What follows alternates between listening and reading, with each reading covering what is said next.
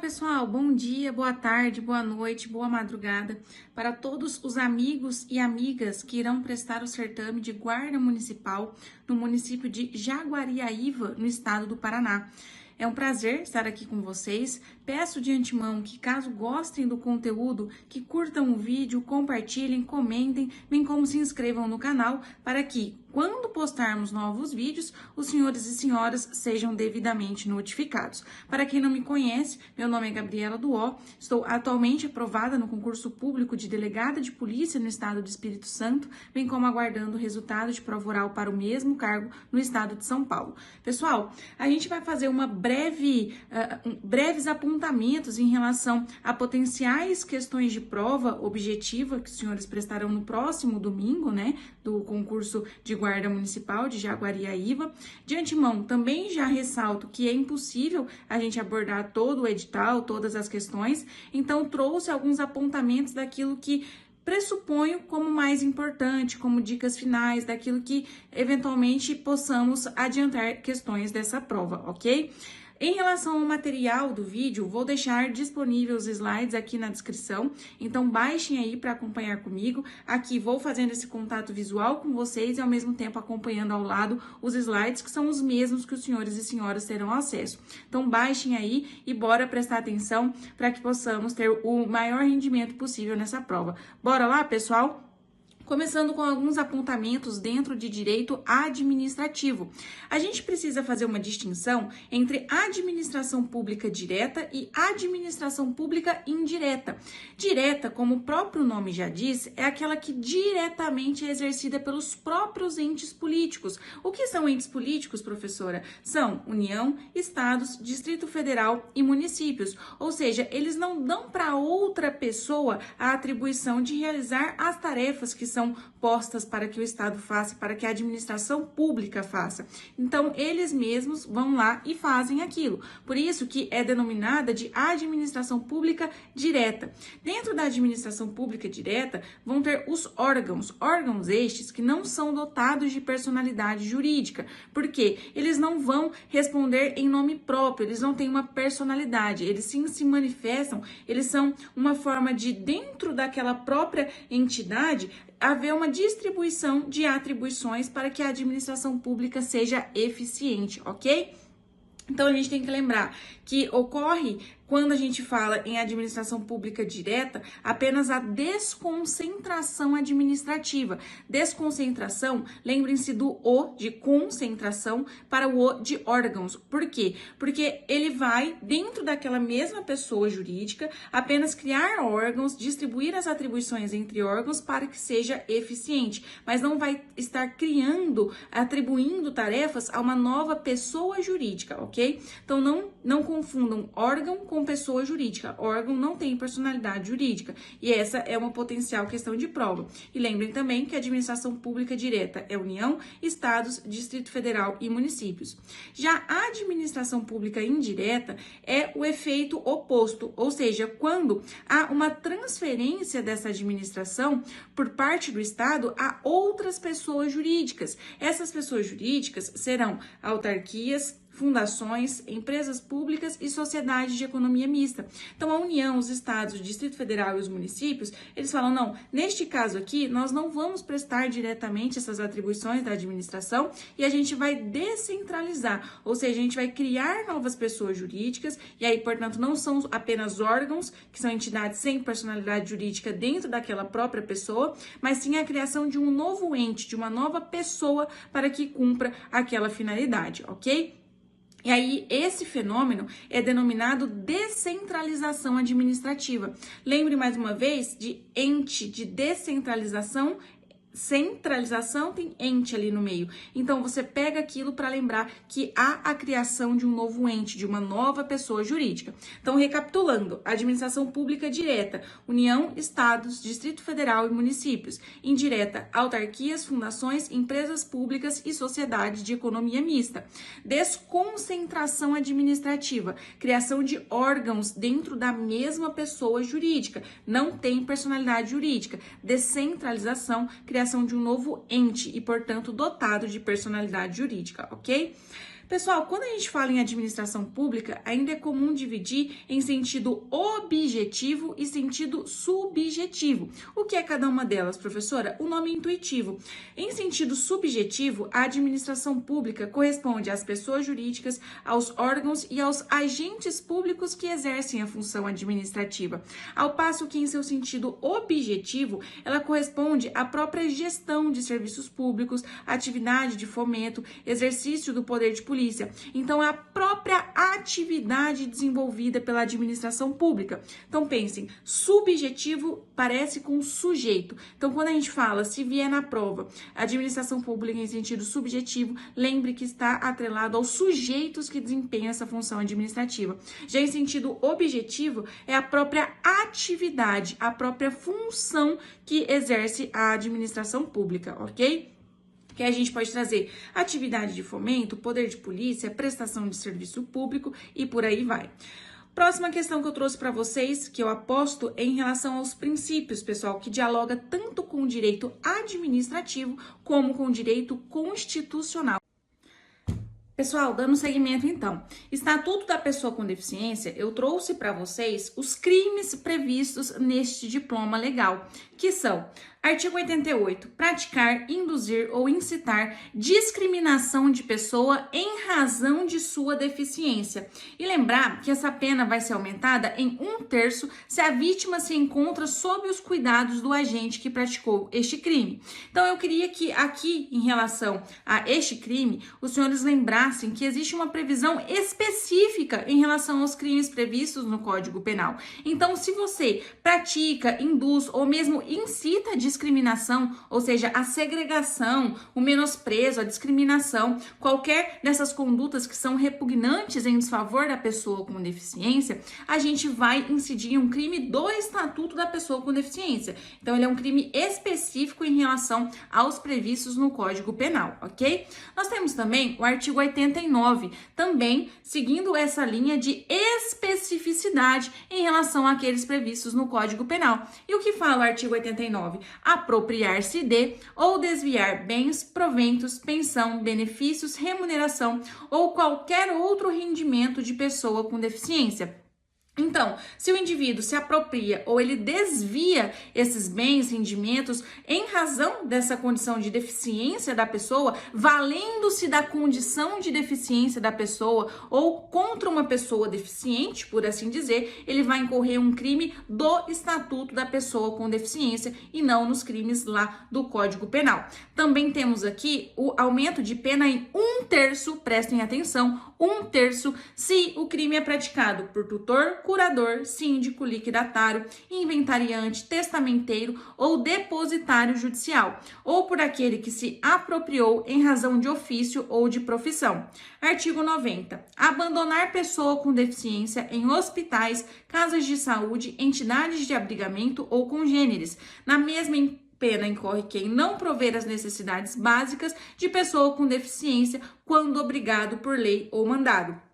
Então, se alguém abandona essa pessoa com deficiência em hospitais, entidades de acolhimento e assim o faz de forma dolosa, ou seja, com a intenção de abandonar propriamente dita, porque aqui não prevê outras modalidades, somente se o indivíduo tem essa intenção, ele vai incorrer em um crime do Estatuto da Pessoa com Deficiência, ok? E também incorre nas mesmas penas quem não provê as necessidades básicas de pessoa com deficiência, mas não é qualquer pessoa, é só se você for obrigado a fazê-lo por mandado ou por lei, a exemplo de um filho ou de uma mãe, dependendo da circunstância. Por fim, artigo 91, reter ou utilizar cartão magnético, qualquer meio eletrônico ou documento de pessoa com deficiência destinados ao recebimento de benefícios, proventos, pensões ou remuneração, ou à realização de operações financeiras, com o fim de obter vantagem indevida para si ou para outrem. Mais uma vez, a gente tem a pena aumentada de 1/3 se o crime é cometido por tutor ou curador. Reitero, muita atenção nessas causas de aumento de pena e no quantum, que aqui no caso é novamente 1/3. terço, ok, pessoal? Então, você vai reter ou você vai utilizar esse cartão magnético, documento da pessoa com deficiência, com uma finalidade específica. Não é simplesmente reter. Você tem que ter a finalidade de obter vantagem indevida, seja para você mesmo ou seja para uma terceira pessoa, ok? Em desfavor dessa pessoa com deficiência. E aí é um crime específico em relação aos previstos no Código Penal. Pessoal, Estatuto da Pessoa Idosa. O que eu considero importante e com cara de prova. Primeiro, lembrar que é idoso, pessoa com idade igual ou superior a 60 anos, segundo o artigo 1º desta lei. Lembrar ainda que, segundo o artigo 94 do Estatuto, aos crimes previstos nesta lei, cuja pena privativa de liberdade não ultrapasse 4 anos, a gente vai aplicar a Lei 9.099, que fala, pessoal, em linhas rápidas, muito rápidas, do procedimento sumaríssimo. Ou seja, lá há uma simplicidade, oralidade, uma informalidade no trâmite processual. E há institutos despenalizadores, onde a justiça faz acordos com o autor do crime para que ele não seja encarcerado, que ele não seja processado, que ele tenha o seu processo suspenso e assim sucessivamente. Então, é uma lei que ela tira indivíduos da prisão, que ela tira processos de circulamento, que ela impede que processos sejam instaurados. Então, ela trabalha com essa oralidade, simplicidade, informalidade. No que se relaciona ao Estatuto da Pessoa Idosa, se a pena não ultrapassar 4 anos, a gente vai ter a aplicação desse rito mais rápido, justamente para que o idoso que em regra, está mais prestes a vir a óbito, ter doenças e assim sucessivamente, não deixando aqui bem claro, pessoal, em relação à idade, é a tendência, e não que o idoso tenha mais ou menos condições do que qualquer outra pessoa, muito pelo contrário. Minha avó tem quase 70 anos e está muito melhor que eu. Mas é a ideia, o espírito do legislador nesse sentido. Então, se a pena for até 4 anos, a gente aplica esse rito mais célere e pensem nisso para fixar, para que o idoso veja o seu algoz sendo responsabilizado. Mas em relação à medida despenalizadora que a gente falou, só se for até 2 anos, que aí a gente segue a regra daquela lei. Então, até 4 anos vai ter esse procedimento mais rápido, mas para ele deixar de ser responsabilizado, para ele ter a possibilidade de simplesmente pagar os danos e voltar e não ser processado, não ser responsabilizado, ficar sem antecedente criminal até 2 anos, ok, pessoal?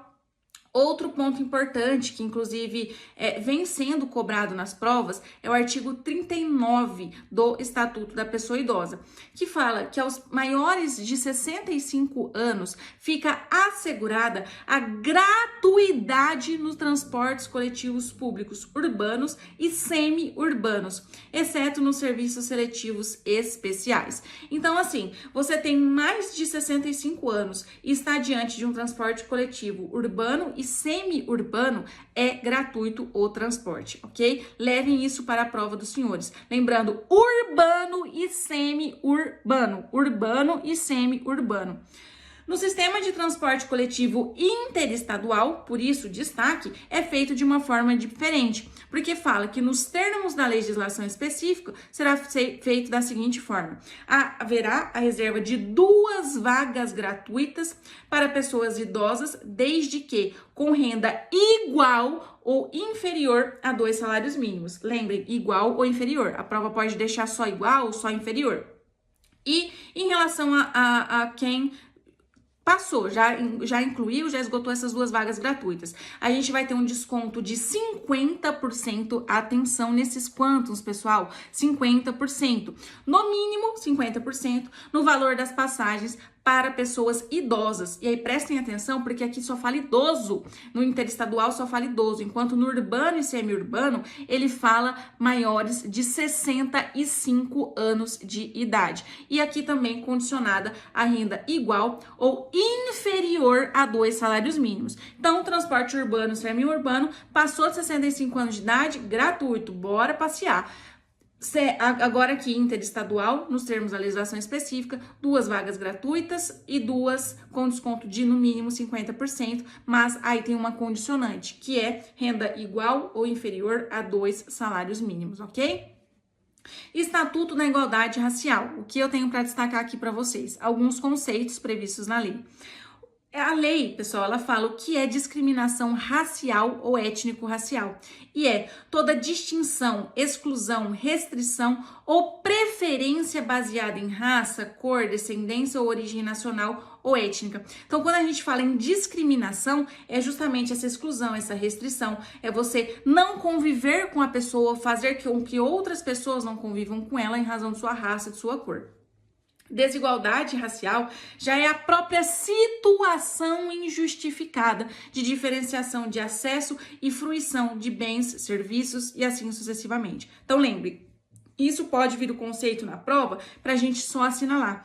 A discriminação é a distinção, exclusão, restrição ou preferência. A desigualdade é a própria situação injustificada causada por um cenário estrutural de discriminação. Desigualdade é uma assimetria existente. A gente tem que lembrar ainda que população negra é o conjunto de pessoas que se autodeclaram pretas e pardas, ok? Então, o critério como regra para fins de você entender uma pessoa como sendo negra é a autodeclaração. A pessoa se auto-entender preta ou parda, ok? O que são políticas públicas?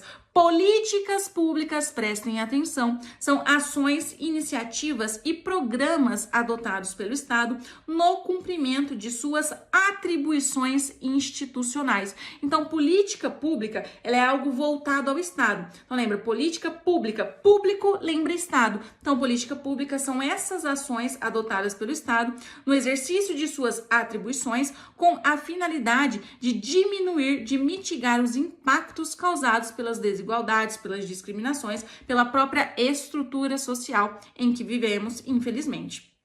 Já ações afirmativas são programas e medidas especiais, porém adotados tanto pelo Estado como pela iniciativa privada para a correção dessas desigualdades raciais e para promover a igualdade de oportunidades. Teve uma empresa de móveis, eletrodomésticos e afins que fez um processo seletivo dando prioridade ou exclusividade, não me recordo ao certo, para pessoas negras. Isso foi o quê? Uma ação afirmativa, porque partindo de origem da iniciativa privada com a finalidade de diminuir os impactos causados pela desigualdade, bem como de alcançar uma igualdade que a gente quer como cidadão, né?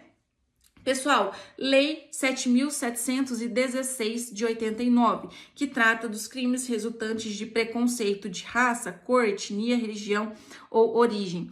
Pessoal, o ponto importante dessa lei é a diferença do artigo 2º-A, que trata da injúria racial, do crime do artigo 20, que trata da discriminação em uma perspectiva mais geral. Diz o artigo 2º-A, injuriar alguém, ofendendo-lhe a dignidade ou decoro, em razão de raça, cor, etnia ou procedência nacional. Aqui ele exclui a religião, porque a religião entra na injúria lá do Código Penal. Mas só lembrem disso aqui fala raça, cor, etnia ou procedência nacional na injúria.